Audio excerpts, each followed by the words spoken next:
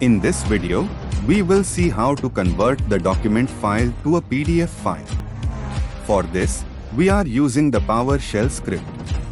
First, we will search Display Alert and drag the file picker action to the main panel, setting the option as per your requirement.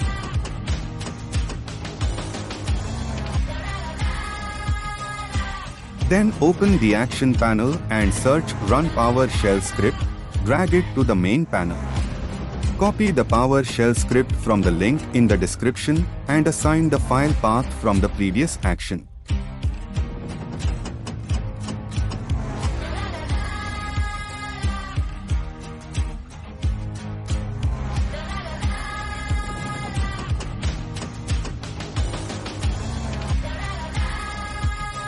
After the setup, click Run to see the result.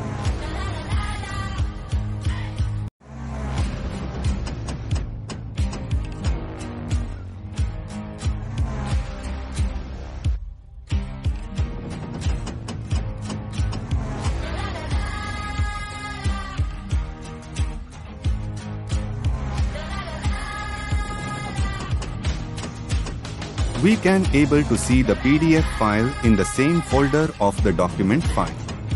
Thank you for watching. Don't forget to like, share, and subscribe.